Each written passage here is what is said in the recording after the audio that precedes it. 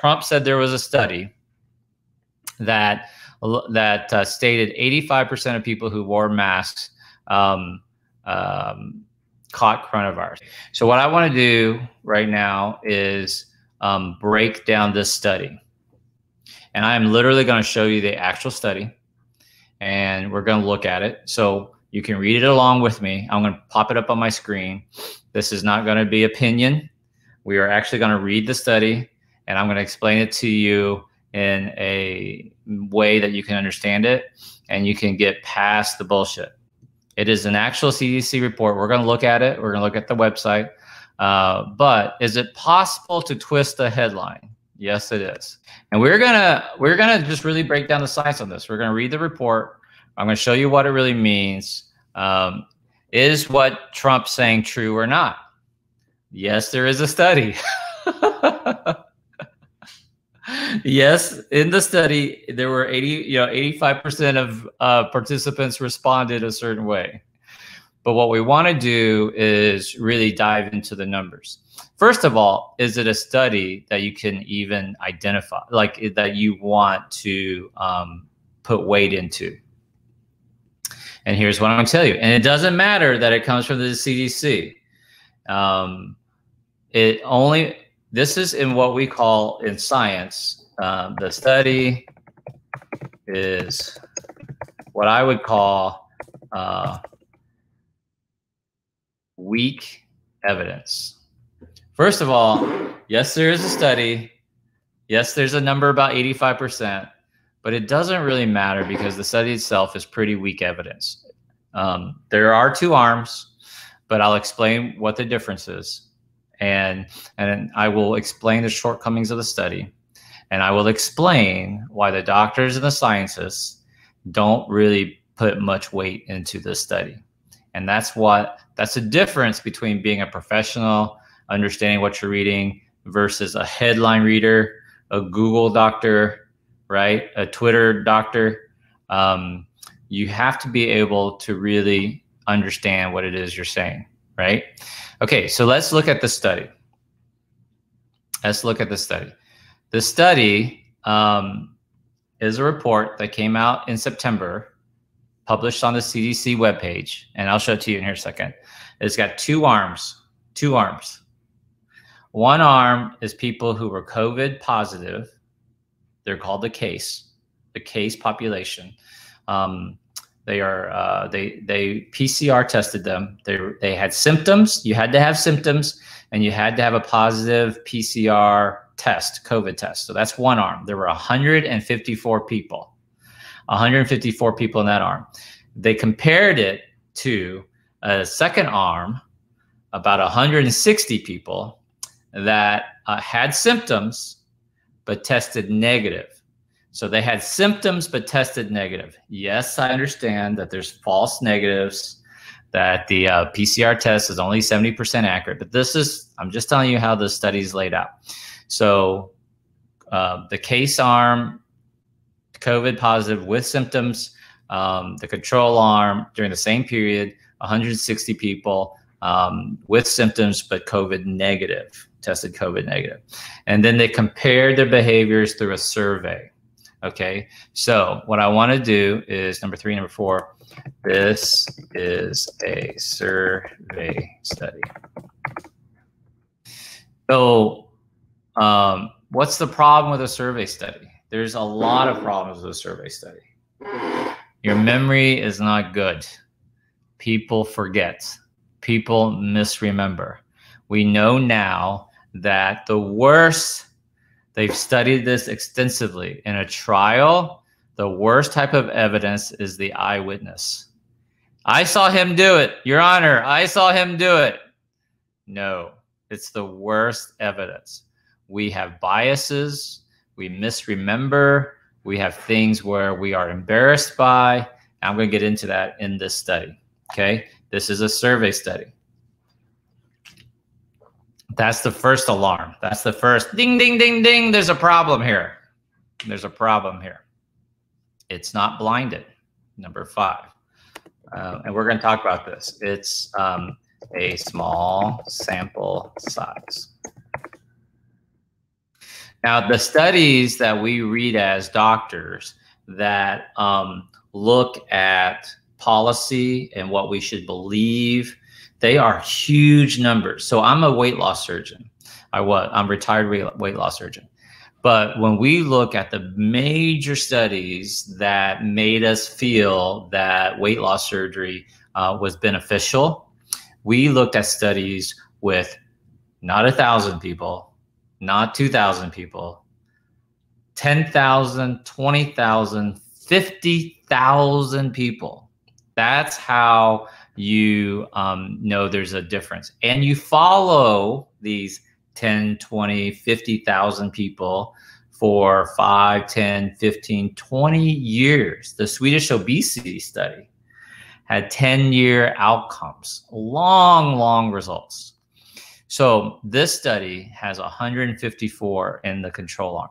Really not enough to draw conclusions from. What is the point of this study then? Well, it gives us clues, indications of things we can do. But what happens? Well, some people will take one thing out of it and they'll put it into a headline. And now with social media, it gets spread and the cat's out of the bag. That's why I'm really doing this video. I don't care about your politics. If a Democratic president had said the same thing, I would be doing the same video, okay?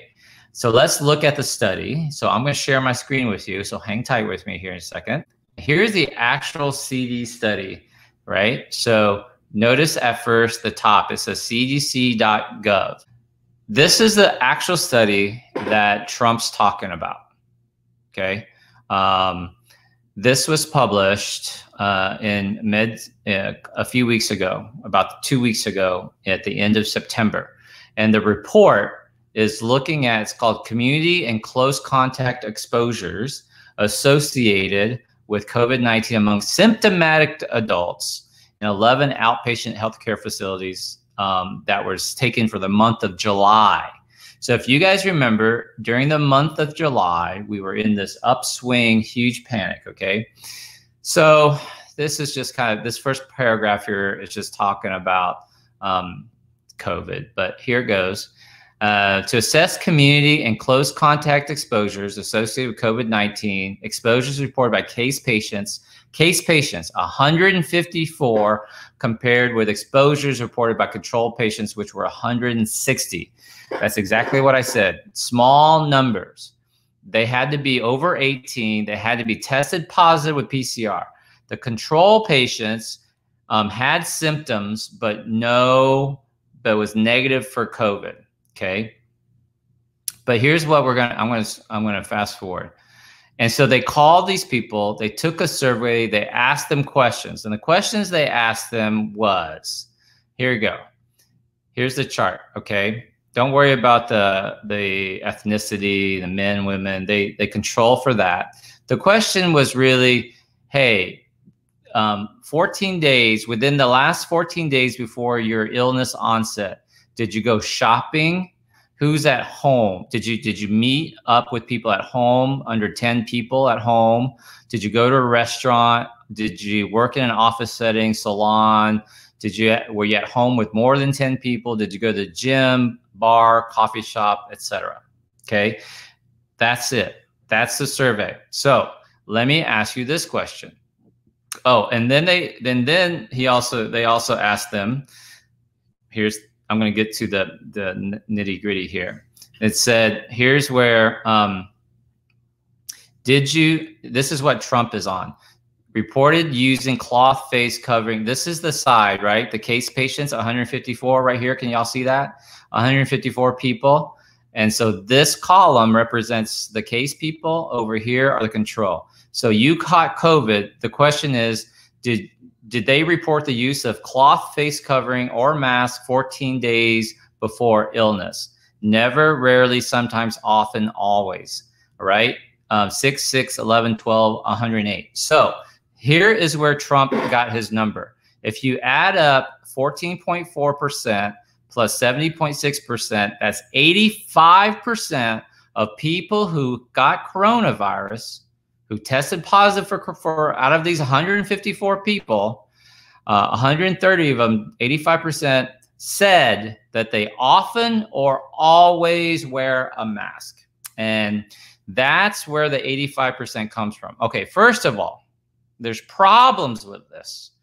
This is a survey. Okay, listen to me. This is important.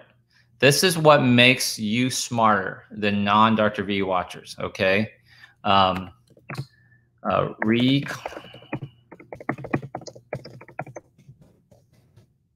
here's point 6. Here's what I want you to follow, to understand from this, is this point right here. I misspelled bias. So, why did I type biases? So when you know you've tested positive for coronavirus, right? You know your positive results. And a survey person calls you and says, hey, did you wear a mask? What are you going to answer?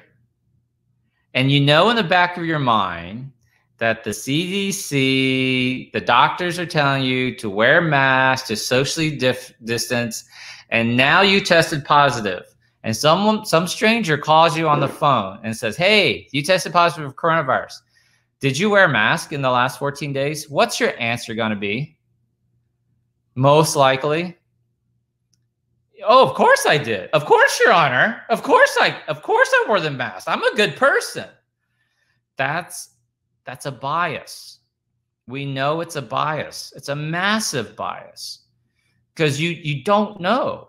You are trusting them to report accurately.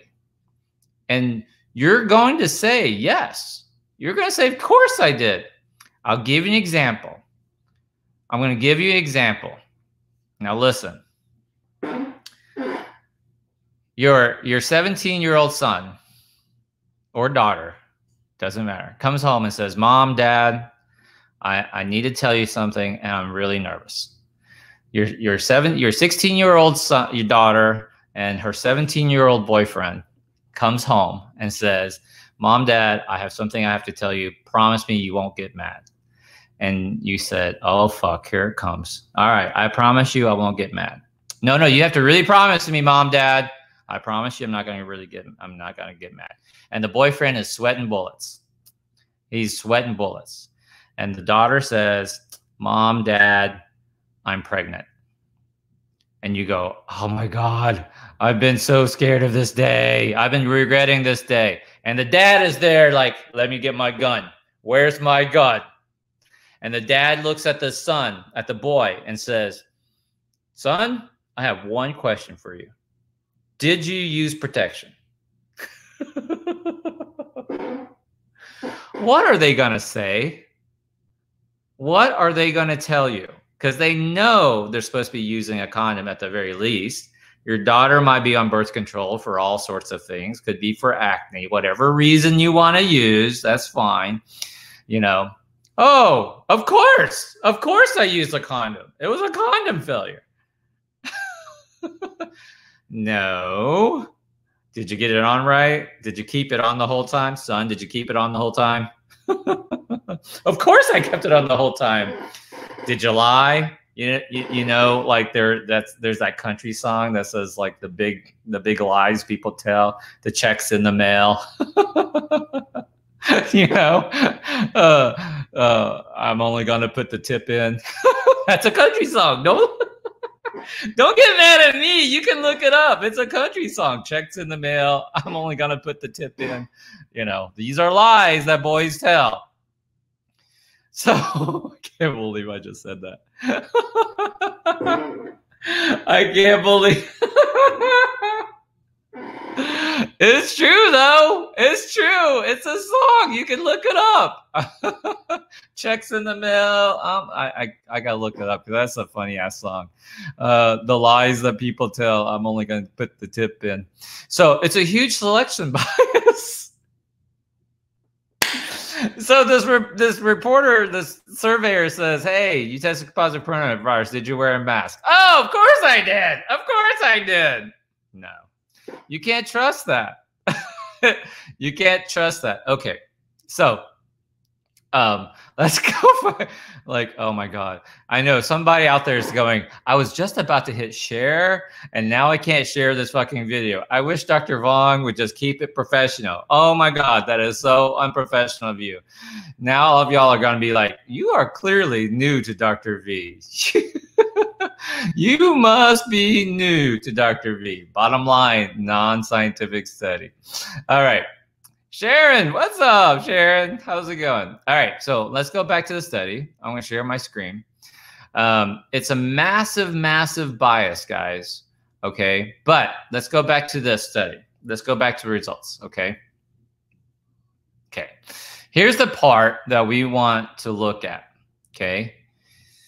The people who caught coronavirus, more than double, they went to restaurants. So if you tested positive for coronavirus in this study, more than double of them, people who tested positive for coronavirus, more than double the rate went to restaurants. And you know what happens at restaurants? You've already all seen it. I do it too. You walk to the restaurant, you're wearing a mask, but when you sit down to eat, you take off your mask. Okay. So, but you wore your mask. You did what you were supposed to. You said you did what the governor said. You did what the CDC tells you. You went to a restaurant. You wore your mask, but you took it off to eat. Okay. That's a problem. People who tested positive in this study significantly twice as often went to a restaurant. And part number two, the study does not ask if it was outdoor seating or indoor seating. Okay, let's stop sharing. Also, people here significantly went to bars more. Okay, now why is this important? So let's do this. Number 7. Okay, positive people went to restaurants.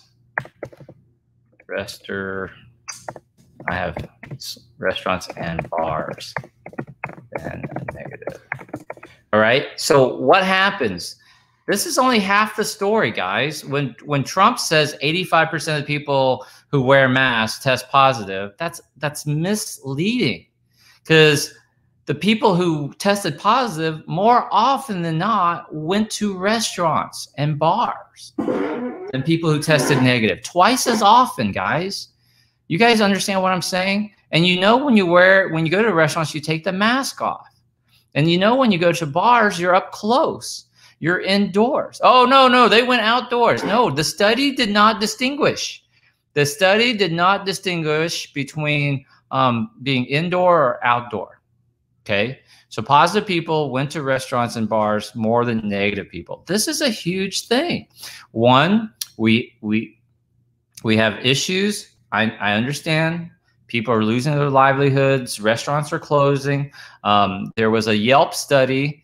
Yelp, actually, it was a report. Yelp reported that 61% of the restaurants on Yelp have permanently closed. 61% of restaurants on Yelp have permanently closed. So I get it. These mom and pops restaurants are hurting. Restaurant industry is forever changed. I understand that. But we're going to have trouble with coronavirus, and I'll do another video on this fall, as I've said all along since June, because it's coinciding with influenza, it's coinciding with allergy season, the cold season. You know, when we were in the frickin' middle of our peak here in our spike in the United States in July, we had 70,000 cases. And people were finally like, we went through the whole mask hole argument. Who remembers my July mask hole incidents? So then, okay, people were like, okay, fine, I'll wear my mask. We dropped the number. Governors started rolling back, started issuing, fines, shutting down beaches. The numbers went back down to 35,000. And then we reopened schools, universities. We had Labor Day weekend. yesterday, 60,000 new coronavirus cases in America alone. 60,000. We are almost back up to the 70,000 when we were afraid. Now, what's the difference? Now it's October. It's 3 months later, and we are 3 months more frustrated. And I promise you, we are going to go past 70,000. We are not stopping. Problem is, unlike July, when we had a fucking chance to get these numbers under control, we are getting into winter. And winter is going to devastate us. And we've got leadership that is misrepresenting, misannouncing a non-scientific, completely biased, poorly controlled, poorly conducted survey. You understand what I'm saying? On national television, when he has the opportunity, and I don't care if it's a Republican, it doesn't matter. If a Democratic president had done the same fucking thing, I'd be on just railing about it because it's not scientific. It's not helpful. Instead of being a leader and saying, follow the science, he's misusing science in order to benefit him for his reelection.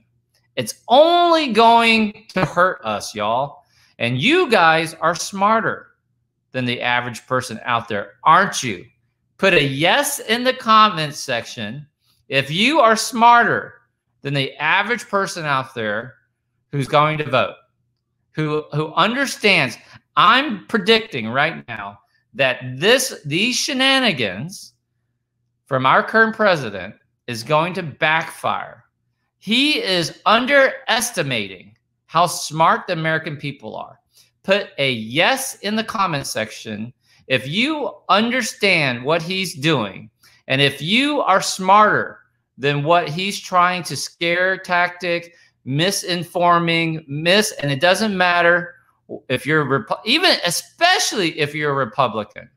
If you're a Republican and you understand that what he is doing is going to backfire on him because he is misleading you with science. He's misquoting.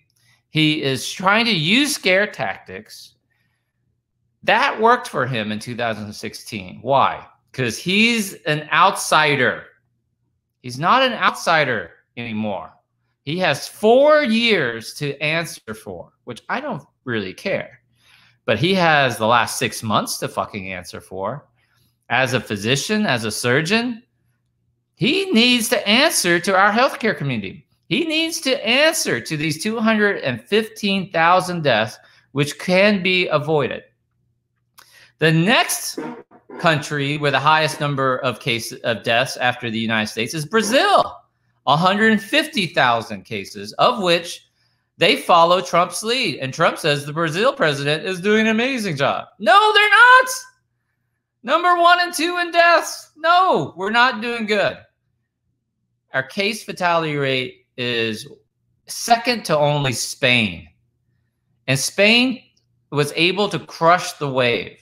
He also misled yesterday when he said that, you know, the numbers in Europe is crazy. It's a 2,000% increase. He's right about that, except Europe was able to get past the first fucking wave. They got down as a country to 100, 200 cases a day. We have not been able to get down beyond 30,000, 35,000 cases a day. God damn it. Yes, our percent change is only 15, 20%. But we're at like 60,000 cases a day. We've been steadily increasing. Why are you misusing statistics? Mr. President, this tactic is going to misfire. Put a yes in the comment section if you understand what I am saying, that this is not politics. This is this is a leader who who thinks that that the American people are not smart enough to see through what he's doing. And it doesn't matter if you're a Republican president. If you were a Democratic president, I would be yelling the same fucking way. He is misleading you on these numbers. All right, y'all get the idea. Look at all these yeses. Yes, yes. This will backfire. This will backfire on him. Okay? He is misleading people. Instead of using his leadership to get people on the same page, to wear masks so that we can take our licking, like when I was little and I acted up, my dad said, Duck, when we're getting home, I'm going to spank you. And he fucking kept his promise. I took my licking. Okay? We should have taken our licking. We should have stayed shut down like Europe did. And then we could have reopened for schools. But no, we had to fucking go to our beaches. We had to fucking enjoy our summer. We had to get the kids out. And now we're releasing our kids, our universities, back during the middle of a pandemic. Now we're back up to 60,000 cases a day, heading into winter with the influenza season picking up. And with allergies, it's going to be a hot fucking mess. Okay, let's go back to the study. I got a couple more things to talk about the study, and then I'll stop yelling at y'all. I'll stop yelling at y'all. He lied. See, I lied to you. It's not true. I'm gonna keep fucking yelling at y'all. Okay, so the next thing. The people who tested positive more frequently from being at home. So that means, in other words, transmission is really from home, more likely than public places, which goes and say, well, Dr. Vuong, see, we shouldn't be shutting down. No, no, no, no. Home means indoors.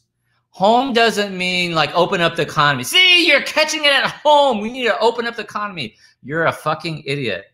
No, home means indoors, listen to me, people that you trust, right? Close proximity, no masks. You think it's your mom, your dad, your sister visiting, you're indoors and you think you're safe.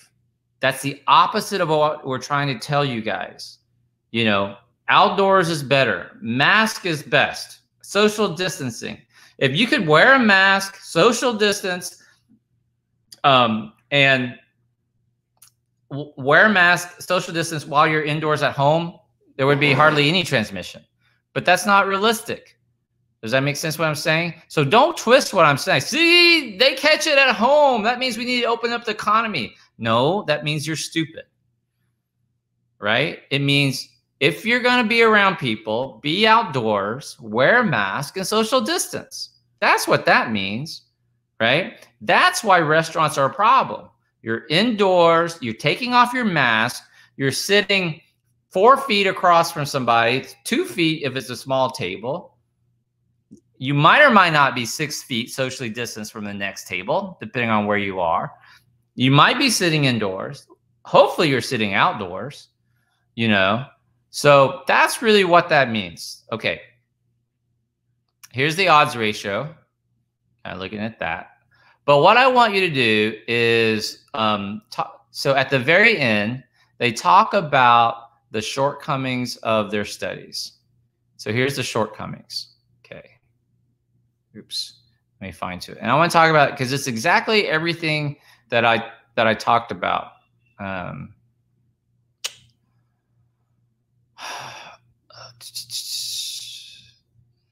Okay, the findings in this report are subject to at least 5 limitations. First, the sample included 314 patients, symptomatic adults. Hold on.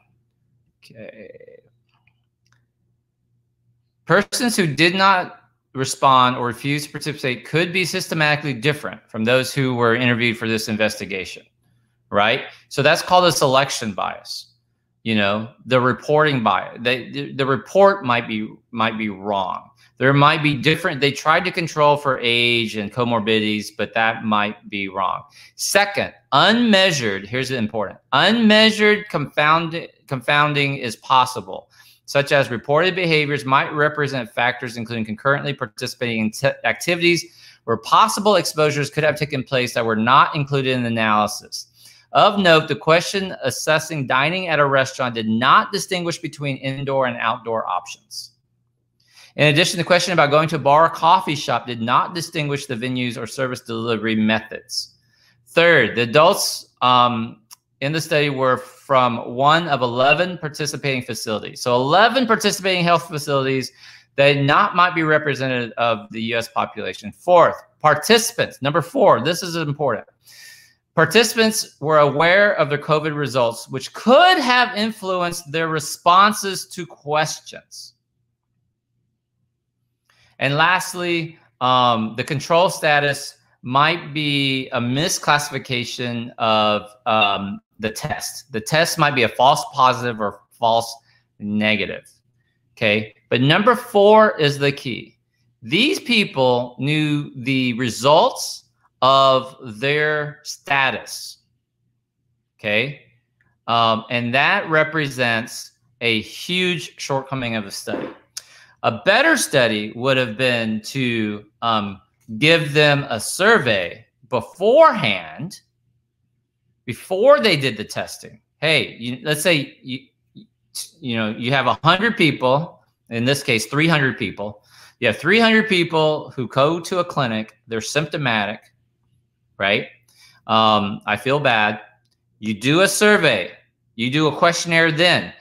Have you been to a restaurant? Have you been to a bar? Have you been to social gatherings? Have you been to a Trump rally? Did you go to the Rose Garden event?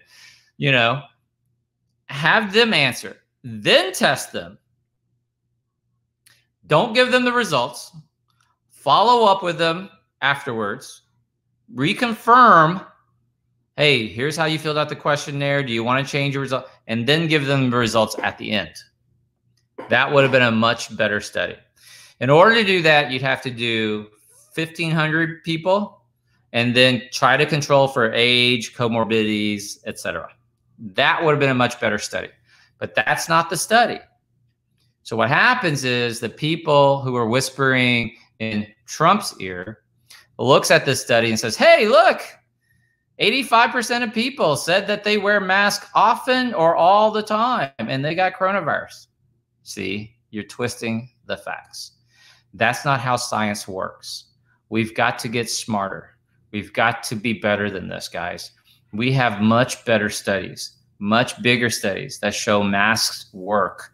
Coronavirus was essentially the first wave of coronavirus during the scariest times when we didn't know jack shit about coronavirus. We did not have therapeutics. We did not know about dexamethasone and remdesivir and and oxygen and things like that.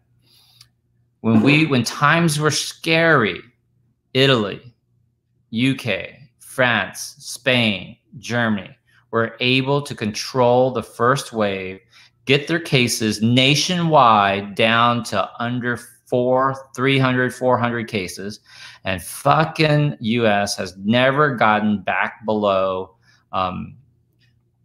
35,000 cases since our summer spike. This is idiotic, okay? So, final conclusion. Trump's not wrong. He's just misleading you, okay? The end all of this is Trump's statement is not wrong. It's just not the truth. It's misleading. This is not a great study. In fact, you should throw this study out. In fact, this study it's not useless.